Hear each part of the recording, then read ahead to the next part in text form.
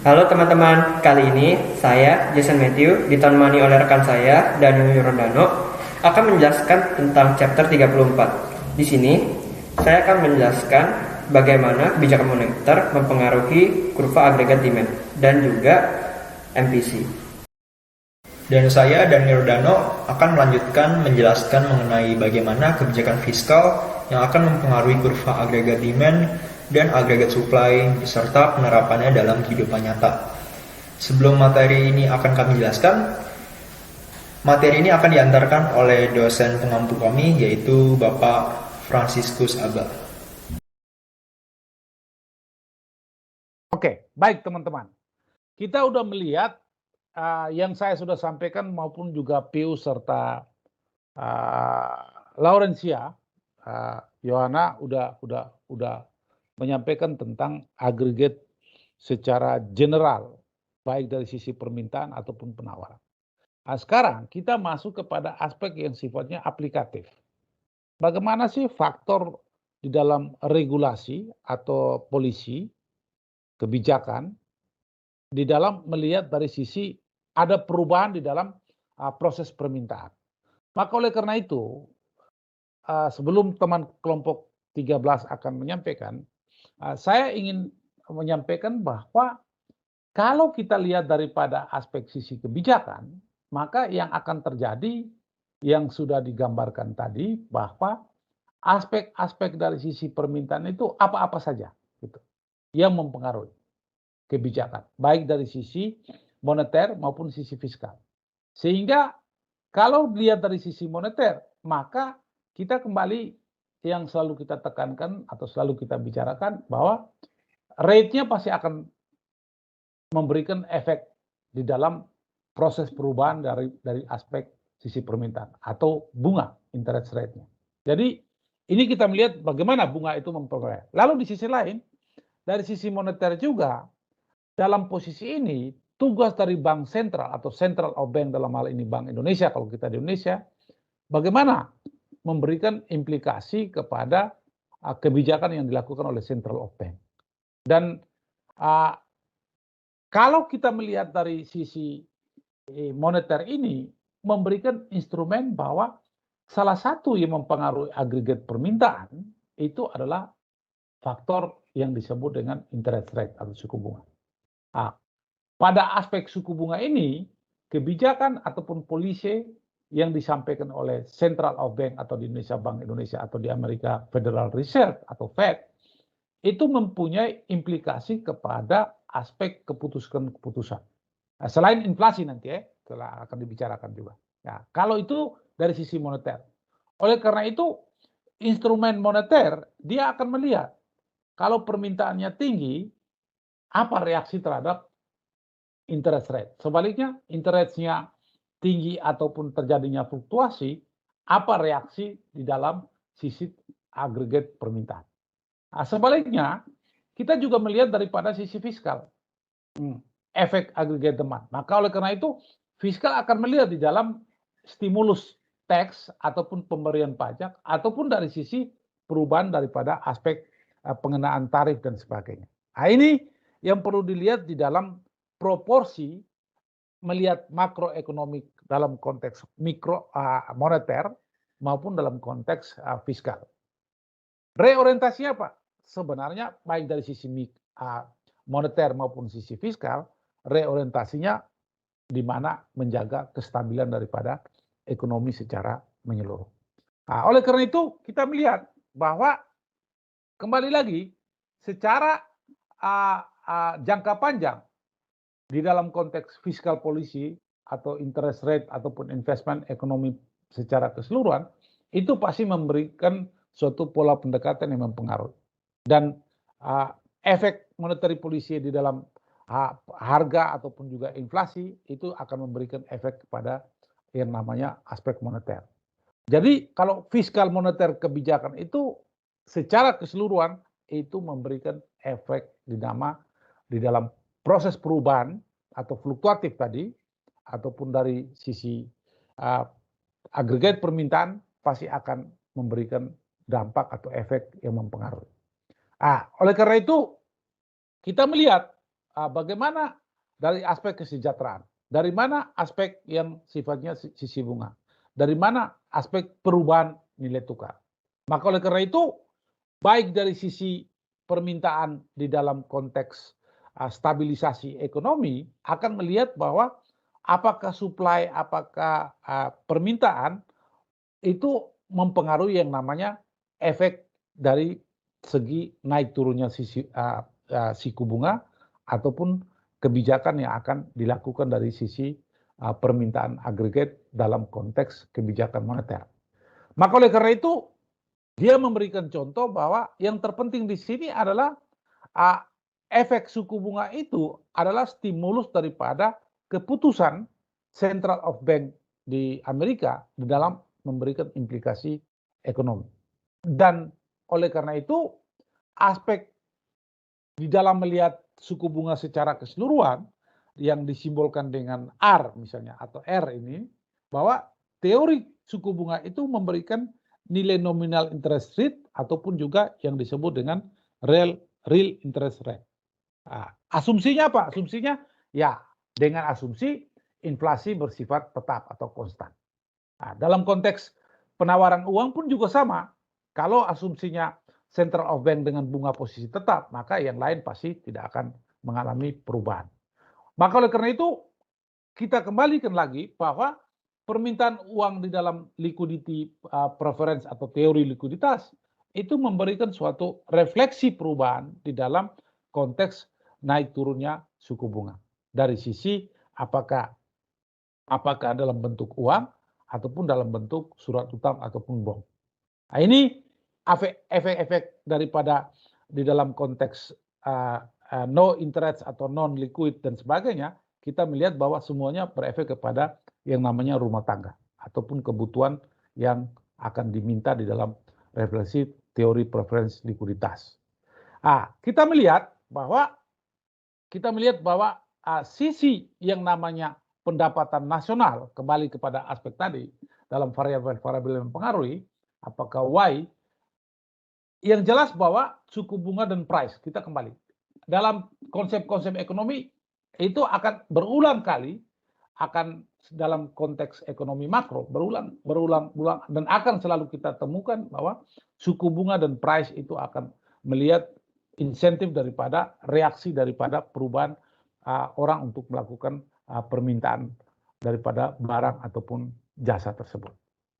Nah, ini sebagai contoh misalnya suppose price-nya dalam konteks pendapatan dan juga price akan mengalami perubahan semacam bagaimana dari sisi permintaan.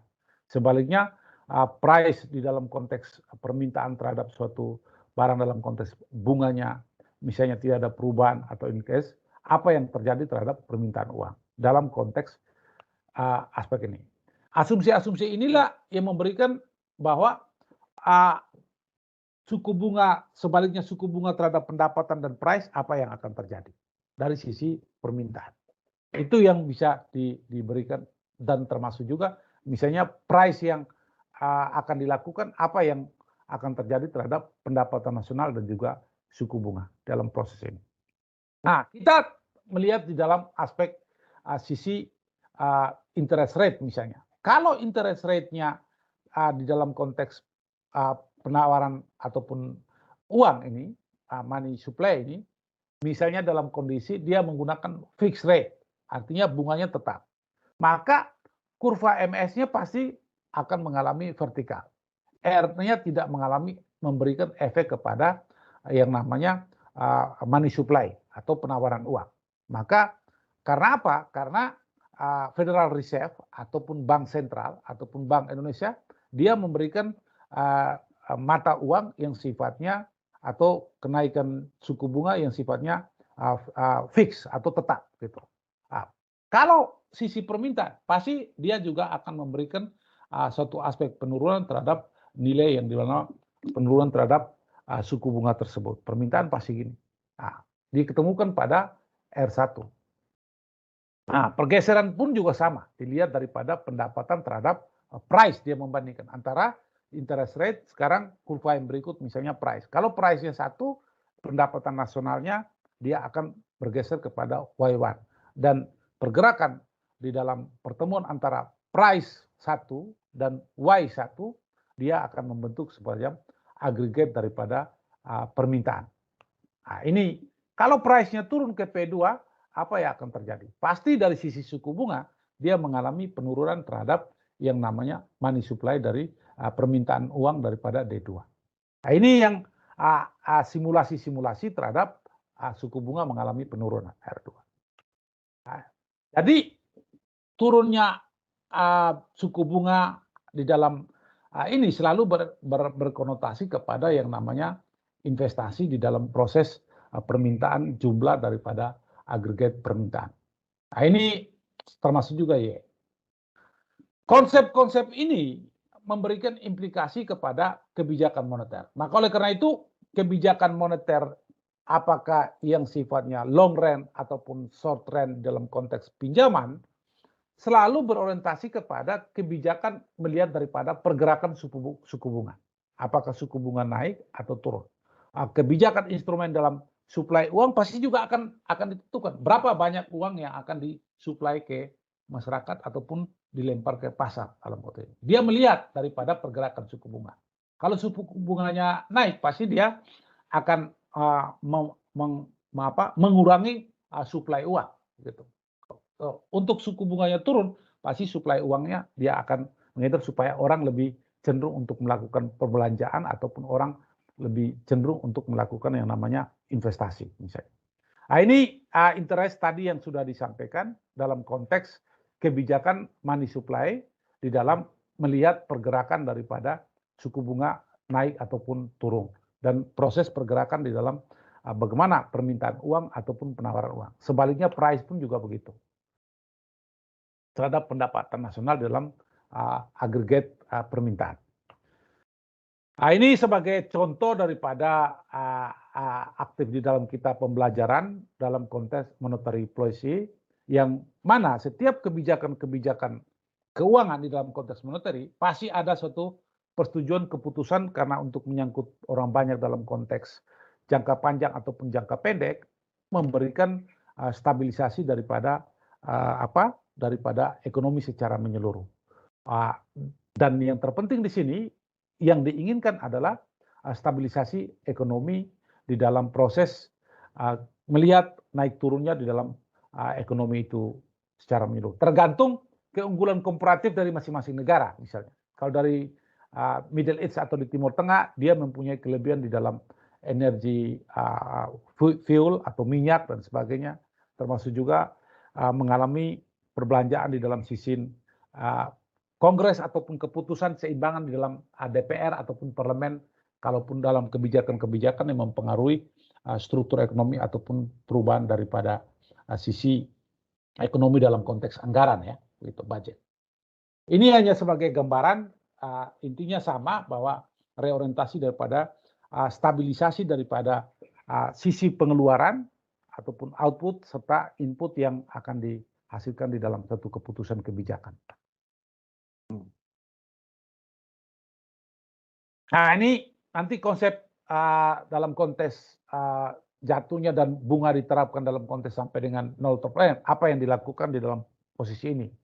Biasanya Central of Bank itu dia melakukan pola-pola pendekatan instrumen di dalam memberikan reaksi daripada inflasi biasanya. Gitu.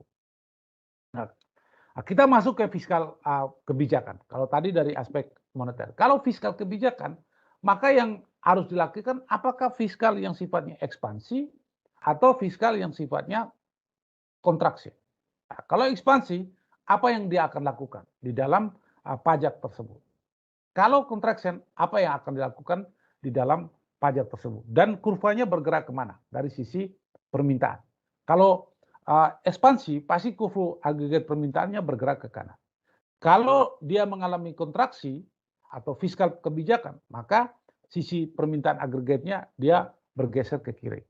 Fiskal kebijakan atau kebijakan fiskal dalam konteks sisi permintaan memberikan implikasi sebagai contoh misalnya 20 billion US membeli dalam konteks BN, tapi dia punya increase terhadap 2 billion. Dari sinilah kita melihat bahwa perlu ada keseimbangan dari sisi yang namanya permintaan. Berapa misalnya? 20 billion misalnya. Kalau dia increase, dia mengalami yang namanya kayak pergerakan permintaan ke kanan. Kalau dia efek, maka ini sudah paling kayak marginal positif dalam proses daya beli dan sebagainya, perubahan di dalam proses kelipatan itu. Sebagai contoh, MPC-nya 0,8 dan pendapatannya 100 US, maka raise-nya 80 US ya, 80 US dalam konteks. Ini multiplier dalam konteks perubahan tetap sama seperti yang tadi sudah disampaikan, agregat permintaan atau penawaran, reorientasinya kepada formula yang sama misalnya. Formula yang sama terhadap sisi permintaan di dalam pertumbuhan ekonomi dari aspek perubahan agregat, baik dari sisi yang namanya konsumsi, baik dari sisi perubahan agregat secara pembelanjaan pemerintah, investasi, ataupun net export. Jadi kalau misalnya Y di dalam konteks MPC itu dikurangi 1 kurang MPC, berapa perubahan pembelanjaan gitu. Itu di multiplier efeknya. Ini hanya contoh-contoh, nanti bisa dipelajari sendiri ya dalam pembelajaran. Crowding out effect juga sama, pergerakan kurva, misalnya 20 berapa, tuh.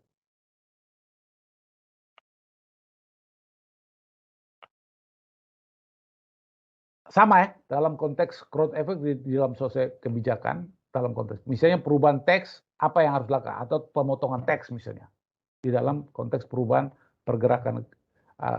Kalau teksnya turun, apa yang harus dilakukan, kalau teksnya naik, apa yang terjadi dalam proses permintaan. Fiskal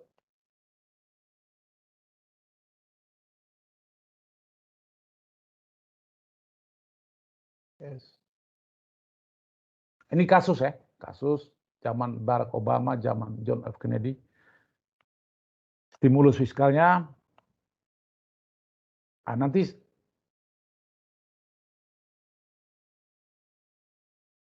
ini contoh aja using polisi stabilisasi ya. Oke, sebelum kesimpulan ini semua segala macam, saya perlu ingin menyampaikan kepada teman-teman sekalian. Secara keseluruhan perlu kita ketahui bahwa kalau kita bicara tentang bagaimana posisi kebijakan fiskal ataupun moneter di dalam konteks agregat permintaan, dalam benak kita harus melihat bahwa seluruh aspek itu saling keterkaitan, baik dari sisi fiskal maupun dari sisi moneter. Oleh karena itu, kalau ada pertanyaan atau ada argumen yang menyatakan bagaimana terjadi sisi agregat permintaan dari sisi keputusan dalam pelaksanaan sisi moneter, maka yang harus kalian pikirkan bahwa instrumen-instrumen apa yang ada pada sisi moneter. Nah, itu harus perlu lihat. Instrumennya jelas adalah yang namanya interest rate, suku bunga. Selain itu adalah yang namanya inflasi. Itu juga menjadi kontrol daripada kebijakan atau moneter policy. Dari sisi bagaimana dengan yang namanya permintaan agregat daripada keputusan daripada sisi moneter. Apa pergerakan? Kalau suku bunganya naik, maka proses sisi permintaan agregatnya naik atau turun. Maka kalau kita melihat dari suku bunganya naik, pasti yang mempengaruhi bahwa investasi akan mengalami penurunan, proses pergerakan. Maka kurvanya akan bergerak ke sebelah kiri misalnya. Tapi kalau sisi suku bunganya turun, proses pergerakan sisi permintaan pasti juga akan mengalami meningkat dalam proses pembelanjaan ataupun konsumsi dan sebagainya, ataupun pembelanjaan pemerintah. Itu dari sisi bunga. Lalu hubungan dengan price pun juga sama. Price itu akan mempengaruhi yang namanya pendapatan nasional, baik dari sisi konsumsi ataupun sisi kebijakan moneter dilihat dari sisi yang aspek dari konteks naik turunnya suku bunga, ataupun juga inflasi yang mempengaruhi price itu sendiri. Nah, ini perlu dilihat di dalam menjaga inflasi dalam konteks sisi moneter secara stabilitas. Kalau dari sisi fiskal, kita harus lihat bahwa asumsi dasar fiskal bagaimana proses di dalam kenakan pajak atau tax dari konteks tarif apa yang dilakukan dari sisi ekspor ataupun impor misalnya akan terjadi. Maka oleh karena itu fiskal akan melihat dalam proses pergerakan perdagangan itu sendiri. Maka fiskal akan melihat dari sisi yang namanya pengenaan tax. Kalau tax-nya dikurangi, maka pergerakan terhadap investasi, pergerakan terhadap konsumsi pasti akan juga meningkat. Gitu. Ini yang dilihat dari sisi kebijakan moneter ataupun fiskal.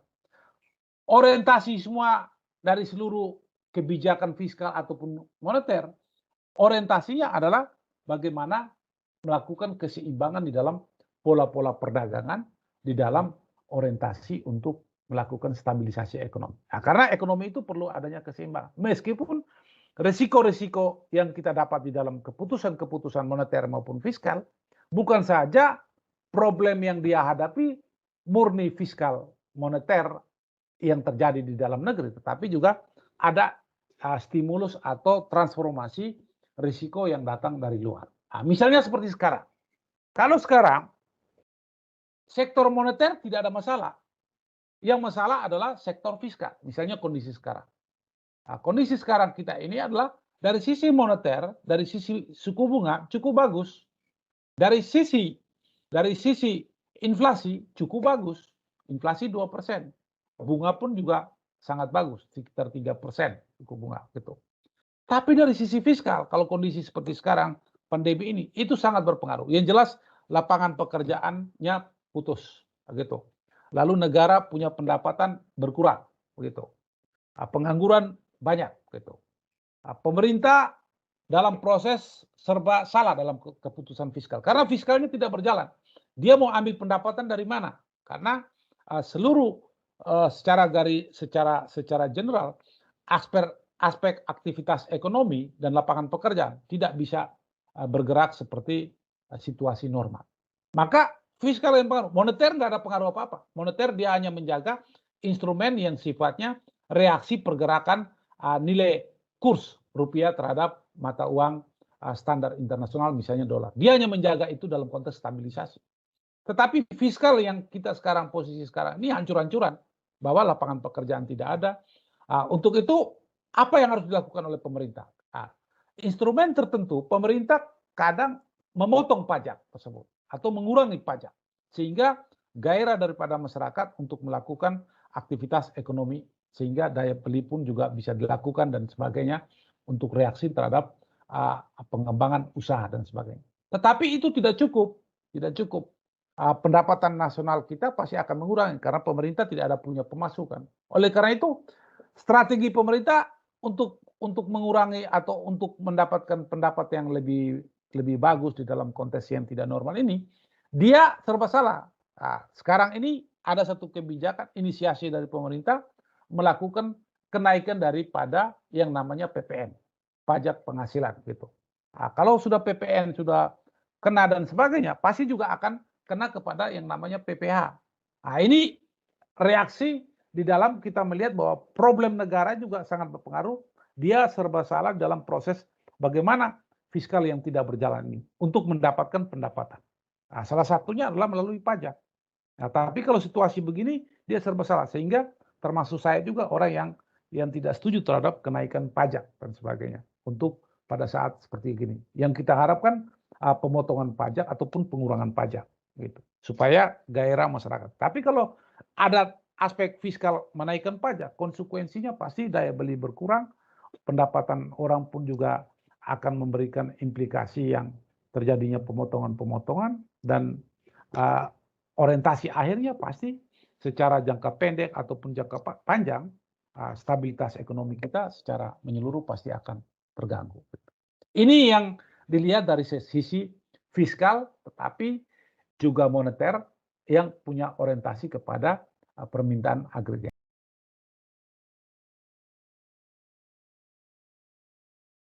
Aba dan teman-teman, hari ini saya akan menjelaskan tentang chapter 34, Influence of Monetary and Fiscal Policy on Aggregate Demand. Ya. Oke, Sebelum kita mulai, kita akan review materi yang sudah dibahas oleh kelompok sebelumnya, yaitu 3 alasan kurva agregat demand miring ke bawah. Yang pertama itu ada the wealth effect. Jadi tingkat harga yang lebih rendah akan meningkatkan nilai real kepemilikan uang rumah tangga yang merupakan bagian dari kekayaan mereka. Ya. Kekayaan real ini akan mendorong belanja konsumen, dengan demikian meningkatkan kuantitas barang dan jasa yang diminta. Seperti yang kita ketahui, rumus dari GDP itu sendiri adalah Y sama dengan C plus I plus G plus XN. Jadi dengan yang meningkatnya kemampuan untuk konsumen untuk membeli barang dan jasa, maka secara otomatis Y-nya juga akan meningkat. Jadi ya seperti kita lihat sendiri, saat harga turun maka Y-nya juga akan ikut meningkat. Ya. Kemudian yang kedua ada interest rate effect. Jadi tingkat harga yang lebih rendah akan mengurangi jumlah uang yang ingin disimpan orang. Nah, ketika jumlah uang yang ingin disimpan oleh orang-orang itu menurun, maka mereka akan mencoba untuk meminjamkan kelebihan uang mereka. Maka dari itu, tingkat bunganya akan turun. Tingkat bunga yang lebih rendah akan mendorong pengeluaran investasi dan dengan demikian meningkatkan jumlah barang dan jasa yang diminta. Tentu saja, dengan bunga yang lebih rendah, maka harga akan menjadi turun atau lebih rendah, sehingga Y-nya juga akan bergeser dari Y1 ke Y2. Yang terakhir, ada the exchange rate effect. Ketika harga yang lebih rendah menurunkan tingkat bunga, investor akan memindahkan sebagian dananya ke luar negeri untuk mencari keuntungan yang lebih tinggi.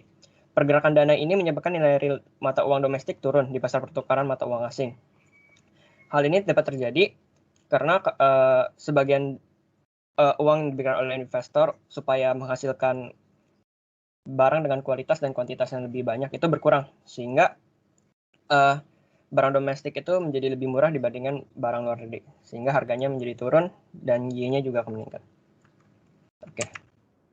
Kemudian selanjutnya ada teori preferensi likuiditas.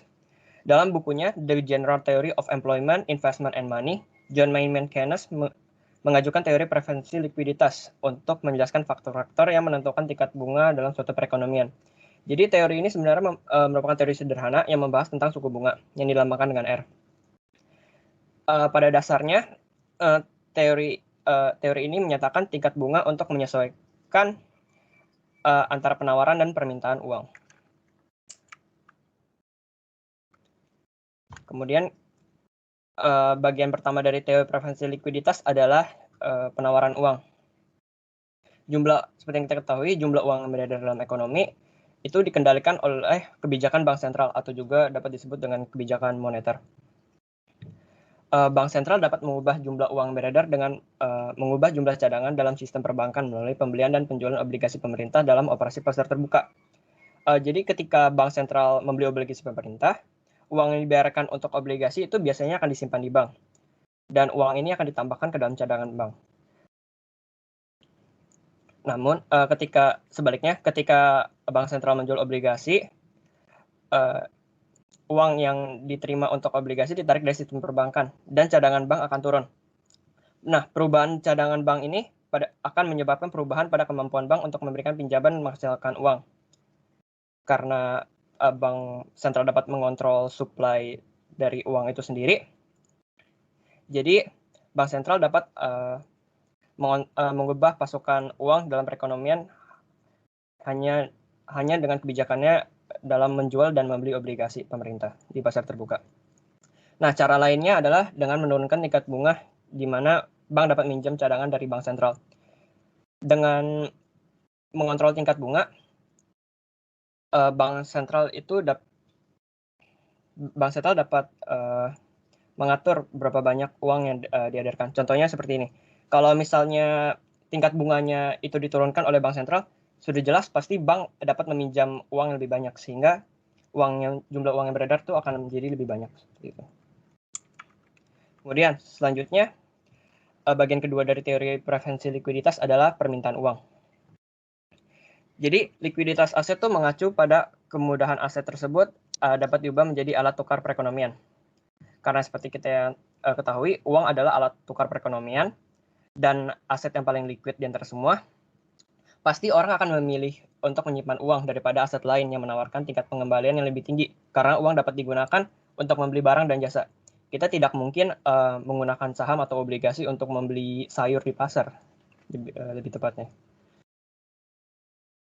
Meskipun banyak faktor yang menentukan jumlah uang yang diminta, yang ditekankan oleh teori preferensi likuiditas ini adalah tingkat suku bunga. Alasannya adalah bahwa tingkat suku bunga adalah biaya peluang dari memegang uang.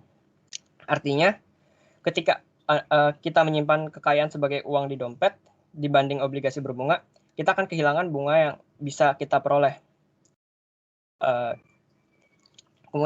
Kemudian, kenaikan tingkat bunga meningkatkan biaya penyimpanan uang dan akibatnya mengurangi jumlah uang yang diminta. Sebaliknya, penurunan tingkat bunga mengurangi biaya penyimpanan uang dan meningkatkan kuantitas yang diminta. Nah, contoh dari kasus ini adalah Jason, ya, Pak. Sebelum kamu masuk ke contoh kasus, kalau kita tadi sudah disampaikan tentang teori preference, kamu juga sudah menyampaikan tentang teori preference likuiditas. Apa implikasinya misalnya di dalam konteks orang menyimpan uang ataupun sebaliknya orang menarik uang di dalam konteks membeli barang dan jasa. Proses reorientasinya kan adalah aspeknya adalah variabel yang mempengaruhinya pasti adalah suku bunga kan, gitu kan Jason? Ya, suku bunga. Apa yang akan dilakukan bank sentral? Misalnya suku bunga itu naik ataupun turun di dalam melihat reaksi pasar permintaan uang tersebut. Tapi misalnya kalau faktor lain selain bunga misalnya inflasi itu naik atau turun, apa yang dilakukan oleh central of bank ataupun juga kebijakan moneter yang dilakukan? Kira-kira apa misalnya? Kalau tadi misalnya inflasi berarti kan terlalu banyak uang yang beredar. Terlalu banyak uang yang beredar kan, Pak? Iya. Jadi bank sentral bisa tuh meningkatkan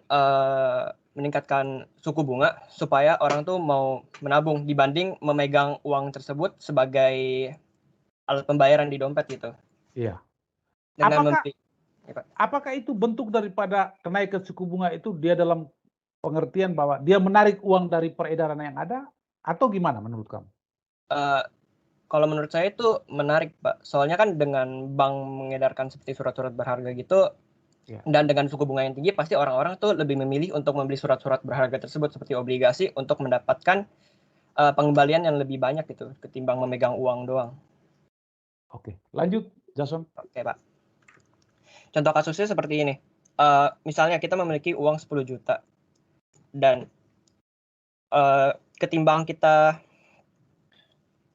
kalau misalnya kita memegang uang 10 juta tersebut sebagai uang tunai di dompet kita, maka kita tidak sebenarnya uang 10 juta tersebut dapat kita belanjakan untuk membeli obligasi dan mendapatkan bunga dari obligasi 10 juta tersebut. Karena kita memegang sebagai uang tunai, maka kita tidak mendapatkan bunga dari obligasi sebesar 10 juta tersebut, dan hal tersebut merupakan biaya peluang dari memegang uang. Oke. Kemudian selanjutnya ada money equilibrium. Seperti yang saya sudah katakan tadi, menurut teori preferensi likuiditas, tingkat bunga menyesuaikan untuk menyimbangkan jumlah uang yang ditawarkan dan jumlah uang yang diminta. Nah, jika tingkat bunga berada di atas tingkat equilibrium seperti pada R1, jumlah yang ingin dipegang orang itu kurang diciptakan bank sentral, dan surplus uang ini memberikan tekanan ke bawah pada tingkat bunga.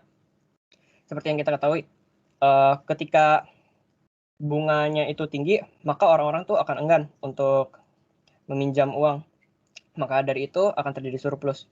Karena terjadi surplus, mau tidak mau bank sentral harus mengeluarkan kebijakan untuk menurunkan bunga tersebut agar tidak terlalu banyak surplus cadangan uang.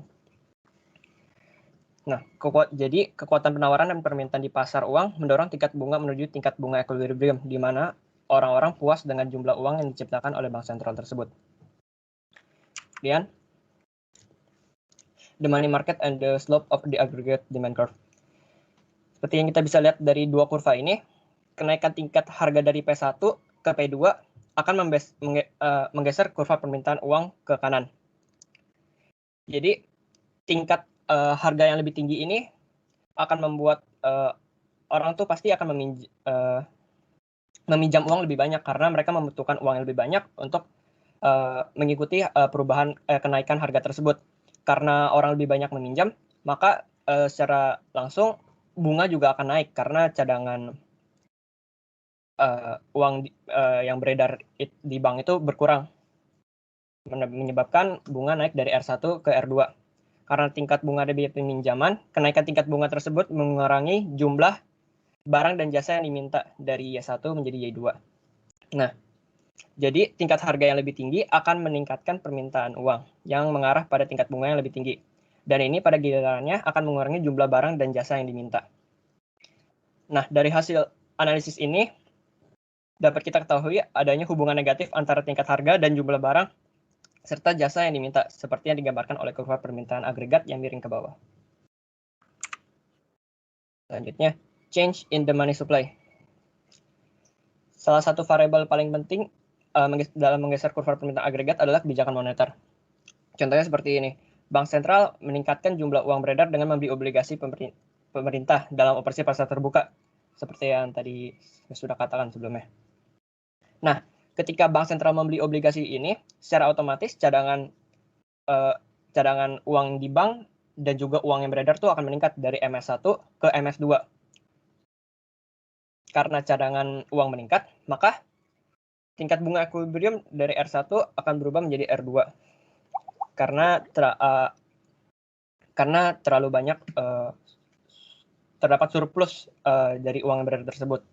Karena tingkat bunga adalah biaya pinjaman, penurunan tingkat bunga meningkatkan jumlah barang dan jasa yang diminta pada tingkat harga tertentu dari Y1 menjadi Y2. Jadi, kurva permintaan agregat akan bergeser ke kanan dari AD1 ke AD2 mengikuti Y tersebut. Jadi, ketika bank sentral meningkatkan jumlah uang yang beredar, hal itu akan menurunkan tingkat bunga dan meningkatkan kuantitas barang dan jasa yang diminta untuk meningkatkan harga tertentu, menggeser kurva permintaan agregat ke kanan. Selanjutnya, saya akan membicarakan tentang bagaimana kebijakan fiskal akan mempengaruhi agregat demand. Kebijakan fiskal ini mengacu pada pilihan pemerintah mengenai keseluruhan tingkat pembelian dan pajak pemerintah. Terdapat dua kebijakan kebijakan fiskal, yaitu kebijakan fiskal ekspansif. Kebijakan ini dilakukan ketika perekonomian mengalami penurunan daya beli masyarakat dan jumlah pengangguran yang tinggi, yakni dengan cara meningkatkan belanja negara dan menurunkan tingkat pajak. Jadi sebenarnya kebijakan fiskal ini dirancang untuk menggunakan pajak dan pengeluaran pemerintah untuk meningkatkan pengeluaran agregat dan juga pemerintahan agregat untuk meningkatkan PDB real.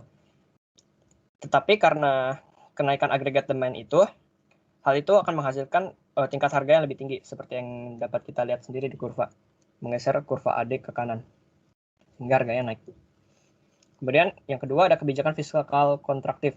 Kebijakan ini dilakukan untuk membuat pemasukan yang lebih besar dibanding pengeluaran dengan cara menurunkan tingkat belanja negara dan meningkatkan pajak. Hasil dari kebijakan ini, kurva AD akan bergeser ke sebelah kiri. Selanjutnya ada the multiplier effect. Jadi the multiplier effect itu merupakan pergeseran tambahan dalam kurva agregat demand yang dihasilkan ketika kebijakan fiskal meningkatkan pendapatan sehingga meningkatkan belanja konsumen juga. Contohnya itu seperti ini. Pemerintah membeli sebesar 20 miliar pesawat dari Boeing gitu. Maka pendapatan Boeing tersebut akan meningkat sebesar 20 miliar. Dapat kita lihat jadi kurvanya akan bergeser ke kanan sebesar 20 miliar.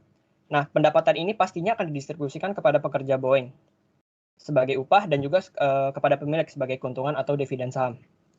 Dan pemilik dan pekerja ini juga pastinya seorang konsumen.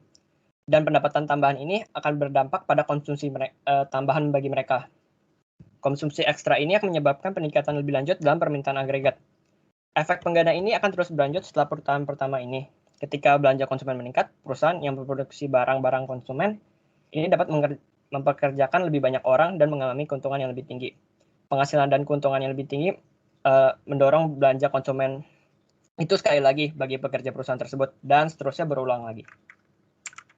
Dapat kita lihat sendiri di gambar kurvanya kenaikan pengeluaran pemerintah sebesar 20 miliar awalnya untuk Boeing menggeser kurva AD ke kanan sebesar 20 miliar.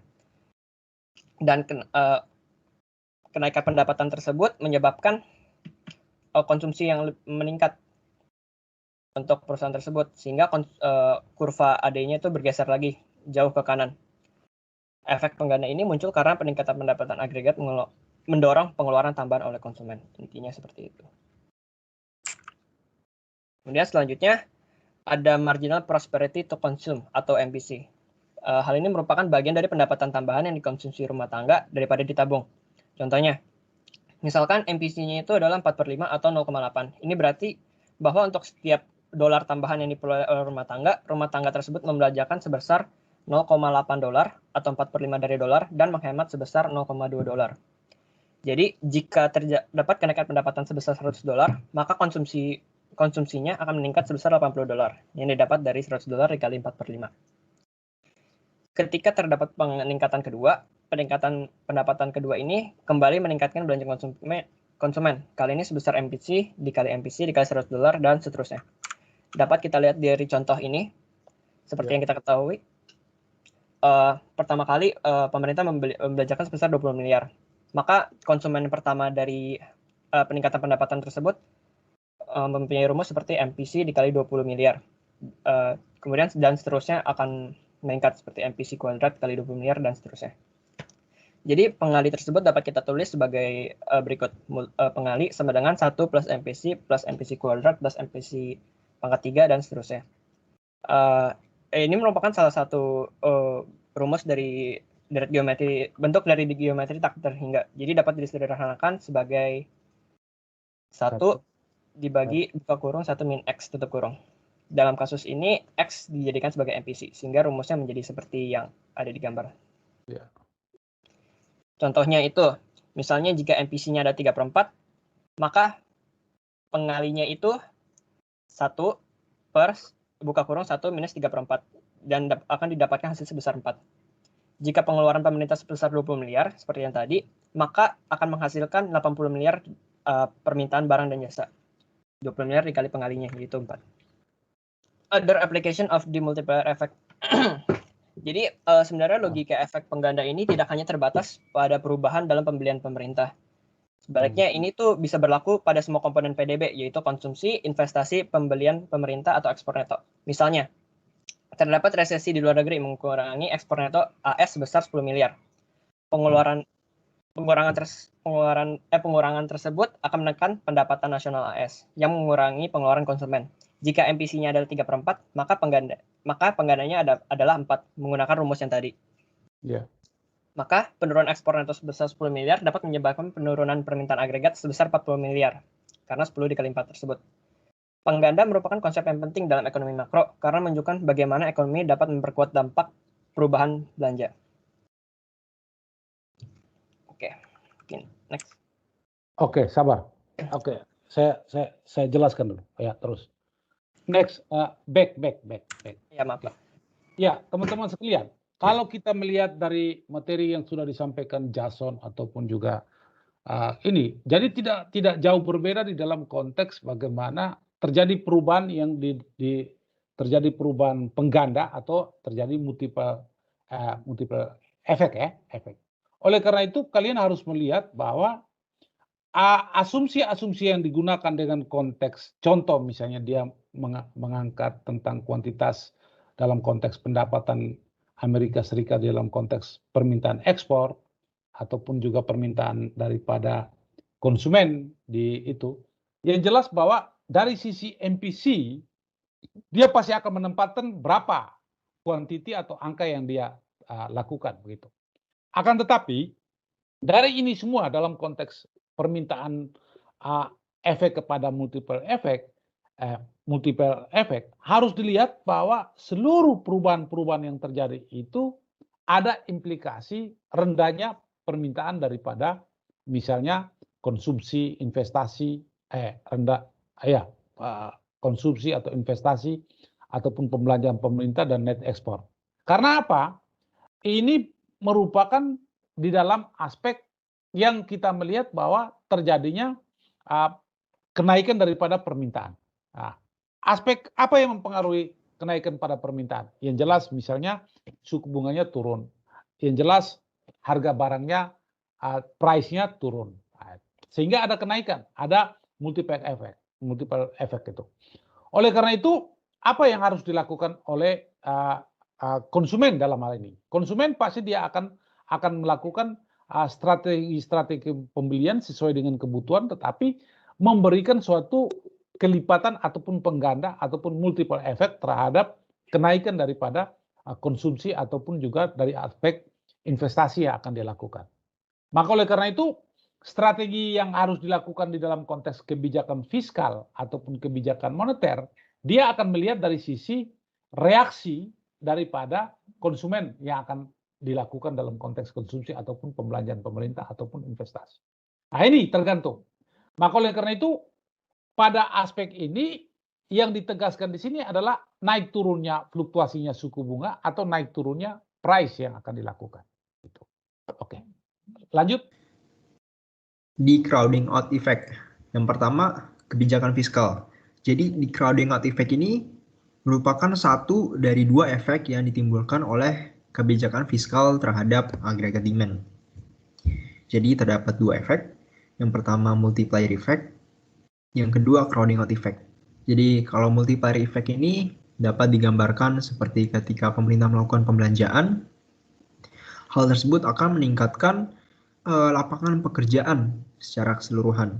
Ketika lapangan pekerja meningkat, pendapatan masyarakat secara keseluruhan akan meningkat, yang akan menimbulkan dua kemungkinan.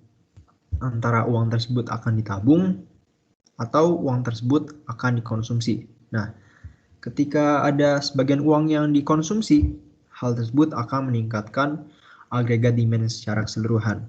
Dan ketika hal tersebut terjadi, pembelanjaan akan semakin meningkat, yang akan menimbulkan cycle atau siklus yang berkelanjutan secara terus-menerus. Dan hal itu yang disebutkan dengan nama multiplier effect. Sedangkan di crowding out effect ini sebaliknya, ini menimbulkan efek yang negatif. Jadi contohnya adalah ketika pemerintah melakukan pembelanjaan tersebut didapatkan dari anggaran defisit. Anggaran defisit itu adalah ketika pemerintah melakukan peminjaman uang, salah satunya seperti peminjaman uang kepada negara-negara lain atau pada bank. Ketika pemerintah melakukan pembelanjaan dengan berhutang, maka hal tersebut akan meningkatkan suku bunga atau dapat disimpulkan sebagai R. Karena money demand-nya akan meningkat. Dan ketika suku bunga meningkat, investasi akan menurun. Karena kita tahu juga bahwa sektor swasta melakukan ekspansi bisnisnya dengan cara itu dia, salah satunya dengan melakukan peminjaman terhadap bank. Ketika suku bunga meningkat, pastinya bisnis atau sektor swasta akan enggan untuk melakukan peminjaman, sehingga investasinya akan menurun dan agregat demand secara keseluruhan akan menurun. Untuk penjelasan lebih dalamnya dapat digambarkan pada slide berikutnya. Jadi terdapat dua grafik. Yang grafik kanan ini mengenai grafik agregat demand, sedangkan grafik yang kiri berkenaan dengan grafik pasar uang. Jadi seperti tadi prosesnya, ketika pemerintah melakukan pembelanjaan, hal tersebut berdampak positif yang membuat agregat demand 1 menjadi agregat demand 2. Tetapi di belakang layar terjadi perubahan pada pasar uang, yaitu pemerintah berhutang yang akan menyebabkan money demand meningkat dari money demand 1 menjadi money demand 2. Hal tersebut pastinya membuat suku bunga harga persentase suku bunga akan meningkat dari R1 menjadi R2. Ketika suku bunga meningkat, hal tersebut akan menurunkan investasi. Ketika investasi menurun, akan menurunkan agregat demand dari agregat demand 2 menjadi agregat demand 3. Lalu untuk pajak. Jadi yang pertama, pajak ini merupakan instrumen lain dari kebijakan fiskal. Jadi kita tahu bahwa kebijakan fiskal dapat dibagi menjadi dua. Yang berkenaan dengan pengeluaran pemerintah seperti yang tadi, multiplier effect maupun crowding out effect. Sedangkan yang akan kita bahas di sini adalah berkenanan dengan pendapatan pemerintah, yaitu pajak. Jadi contoh dari penerapan pajak ini adalah seperti ketika pemerintah melakukan penurunan pada pajak. Ketika pemerintah melakukan penurunan pada pajak, hal tersebut akan meningkatkan pendapatan rumah tangga. Karena kita tahu setiap gaji yang kita dapatkan, setiap pendapatan yang kita dapatkan akan dipotong oleh pajak. Ketika pajak diturunkan, hal tersebut membuat pendapatan rumah tangga meningkat. Dan kita tahu ketika pendapatan rumah tangga meningkat, mereka pasti akan melakukan dua hal. Sebagian ditabung dan sebagian konsumsi. Dan sebagian konsumsi itu akan meningkatkan aggregate demand. Lalu, apa sih faktor penentu dari pergeseran aggregate demand? Jadi ada dua faktor. Yang pertama, multiplier effect. Jadi seperti yang tadi yang telah dijelaskan oleh Jason, bahwa ketika pajak diturunkan, konsumsi akan meningkat. Nah, konsumsi yang meningkat ini secara tidak langsung akan membuat keuntungan kepada sektor swasta yang dibelanjakan tersebut dan juga tenaga kerja yang bekerja pada sektor swasta tersebut. Jadi, ketika keuntungan dan pendapatan meningkat, mereka pasti akan melakukan ekspansi atau konsumsi yang lebih. Dan hal tersebut akan berkelanjutan terus dan menerus yang akan membuat multiplier effect ini semakin besar. Sedangkan ada faktor yang lain yaitu crowding out effect. Di crowding out effect ini pada saat yang sama juga pendapatan yang lebih tinggi menyebabkan permintaan uang yang lebih tinggi yang cenderung menaikkan suku bunga.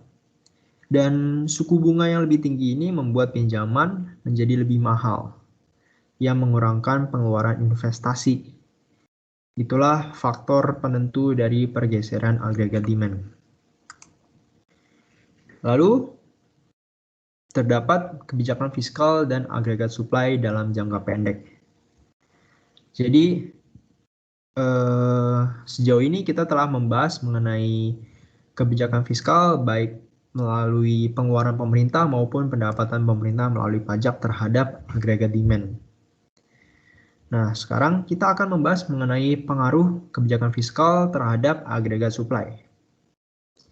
Jadi, contoh dari pengaruh kebijakan fiskal terhadap aggregate supply ini, terlebih dalam jangka pendek, adalah dapat dilihat pada prinsip ekonomi, yaitu orang menanggapi pada insentif. Jadi ketika pemerintah melakukan pemotongan pada pajak, hal tersebut akan membuat pekerja akan bekerja lebih. Karena mereka tahu ketika mereka bekerja lebih, mereka akan mendapatkan insentif yang lebih banyak, yaitu gajinya akan meningkat. Ketika pekerja melakukan pekerjaan yang lebih, maka hal tersebut akan membuat produktivitas secara keseluruhan meningkat. Ketika produktivitas meningkat, maka hal yang akan terjadi adalah meningkatkan kuantitas barang dan jasa. Dan aggregate supply akan meningkat yang bergeser ke kanan. Lalu, untuk efek dari kebijakan fiskal terhadap aggregate supply dalam jangka panjang. Contohnya adalah ketika pemerintah melakukan pengeluaran pada fasilitas umum, contohnya adalah seperti pembangunan jalan tol, jalan raya, menjadi lebih baik, menjadi lebih banyak. Ketika pemerintah melakukan pengeluaran, maka produktivitas bisnis ini akan meningkat. Kenapa? Karena kita tahu bahwa semakin banyak jalanan, semakin banyak jalan tol yang menjadi lebih baik, hal tersebut akan meningkatkan efisiensi distribusi logistik untuk para bisnis, sehingga hal tersebut akan meningkatkan produktivitas bisnis yang akan membuat kuantitas barang dan jasa meningkat, sehingga kurva aggregate supply akan meningkat dan bergeser ke kanan. Lalu ada pengaruh kebijakan terhadap stabilitas ekonomi. Jadi stabilisasi ekonomi ini telah menjadi tujuan eksplisit dari kebijakan negara-negara. terutama Amerika Serikat sejak Undang-Undang Ketenagakerjaan tahun 1946. Atau dalam bahasa Inggrisnya, kita tahu bahwa terdapat Employment Act of 1946 yang isinya adalah kebijakan dan tanggung jawab berkelanjutan dari pemerintah federal untuk mempromosikan lapangan kerja dan produksi penuh. Hal ini berartikan bahwa pemerintah telah memilih untuk bertanggung jawab atas kinerja makroekonomi jangka panjang. Lalu yang kedua, peran pemerintah dalam stabilisasi ekonomi.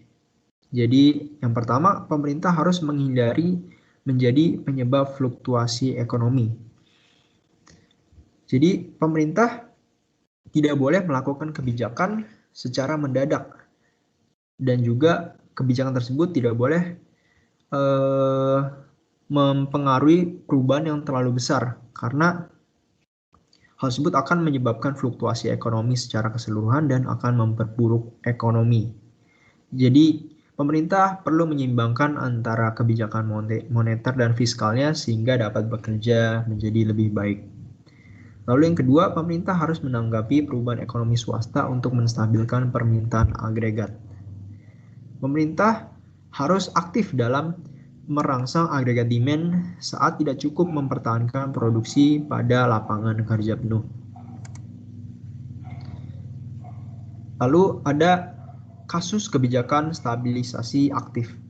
Jadi kasus kebijakan stabilisasi aktif ini dicetuskan oleh tokoh yang bernama John Maynard Keynes, di mana ia berargumen bahwa penyebab fluktuasi perekonomian suatu negara disebabkan oleh animal spirits.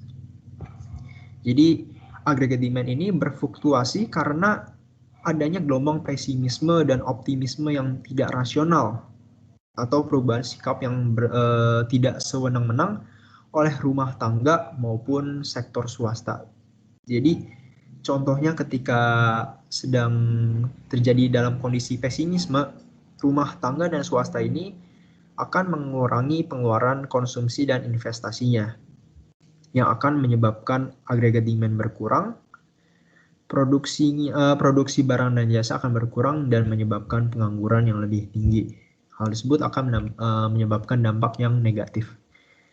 Sedangkan pada kondisi optimisme, rumah tangga dan swasta akan menaikkan pengeluaran konsumsi dan investasinya, yang menyebabkan agregat demand meningkat, dan hal tersebut akan membuat produksi barang dan jasa meningkat terlalu tinggi.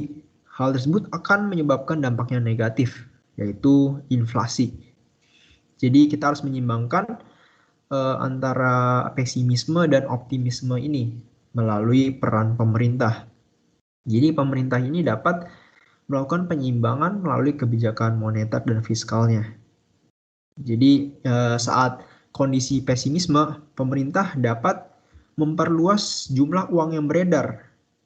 Ketika jumlah uang beredar ini luas, maka suku bunga akan menurun dan akan meningkatkan agregat demand. Sedangkan ketika kondisi optimisme, pemerintah dapat melakukan kebijakan yang sebaliknya, yaitu menurunkan jumlah uang yang beredar yang akan meningkatkan suku bunga yang akan menyeimbangkan agregat demand sehingga tidak terlalu tidak stabil.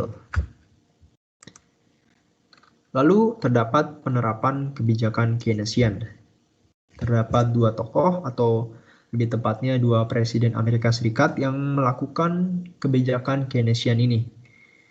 Terdapat John F. Kennedy dengan potongan pajaknya untuk menstimulus agregat demand. Yang kedua ada George Walker Bush dengan potongan pajaknya untuk memulihkan ekonomi dari resesi.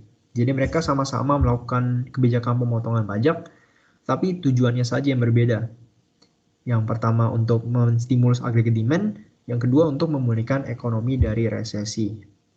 Jadi prosesnya adalah ketika pemerintah melakukan pemotongan pajak, hal tersebut akan meningkatkan konsumsi. Karena kita tahu ketika pajak turunkan, pendapatan akan meningkat. Pendapatan meningkat, yang terjadi adalah konsumsi meningkat dan akan meningkatkan agregat demand.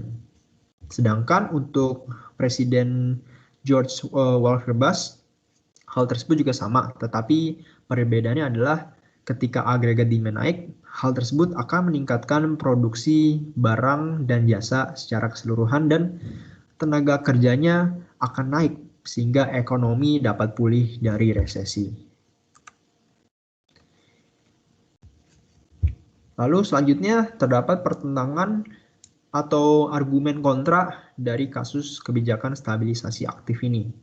Yang pertama, pengaruh kebijakan moneter terhadap perekonomian dengan jeda yang panjang. Jadi yang pertama kita tahu bahwa sektor bisnis atau swasta selalu akan melakukan perencanaan terhadap kebijakan yang akan mereka lakukan. Salah satunya kebijakan untuk melakukan investasi. Perencanaan ini akan berdasarkan kepada kebijakan pemerintah saat mereka melakukan perencanaan. Nah, sedangkan yang pada poin kedua, ketika pemerintah melakukan kebijakan moneter, contohnya, efek yang akan ditimbulkan tersebut tidak akan terjadi pada saat itu juga, tapi membutuhkan waktu secepat-cepatnya selama 6 bulan.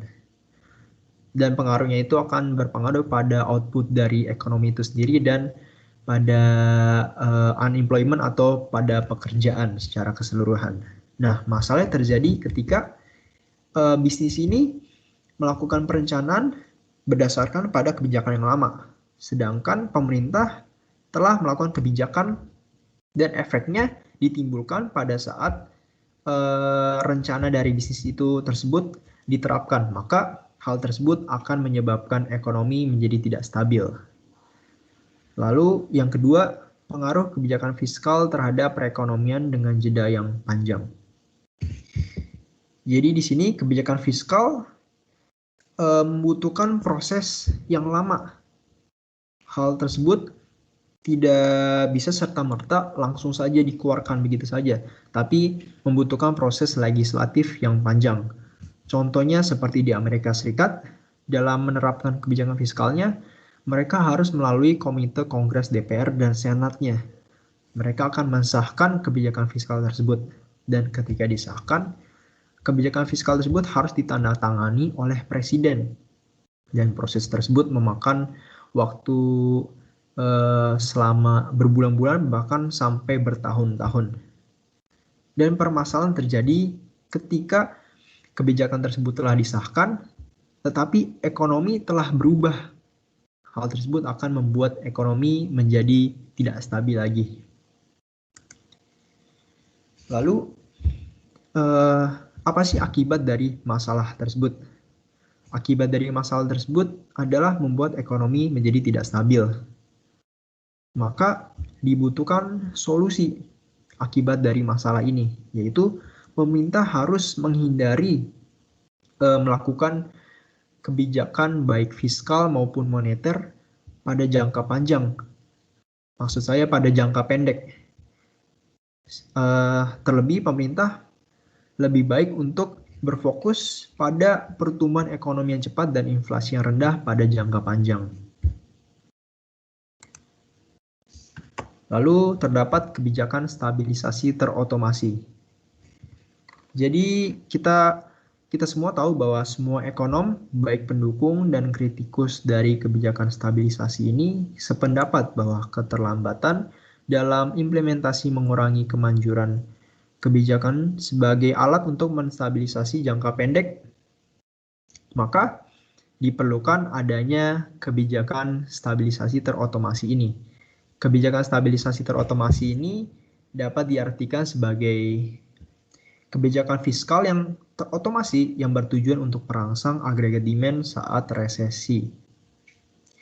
Lalu kenapa sih perlu adanya kebijakan stabilisasi terotomasi ini? Hal tersebut berlandaskan pada kelambanan dalam implementasi kebijakan fiskal maupun moneter tersebut. Lalu terdapat penerapan dari kebijakan stabilisasi terotomasi ini. Terdapat dua, yaitu yang pertama sistem perpajakan. Jadi dapat dicontohkan ketika resesi, pasti pemerintah akan mendapatkan pendapatan pajak yang lebih sedikit. Ketika pajak yang diterima sedikit ini, hal tersebut disebabkan oleh kegiatan ekonomi yang rendah, karena kita tahu bahwa pajak dari pemerintah ini didapatkan dari kegiatan ekonomi dari negara secara keseluruhan. Tetapi dengan adanya kebijakan stabilisasi terotomasi ini, ketika resesi, kebijakan tersebut akan terotomatis melakukan pemotongan pajak, sehingga hal tersebut akan merangsang agregat demand yang akan mengurangi fluktuasi ekonomi, sehingga pendapatan pemerintah melalui pajak akan meningkat.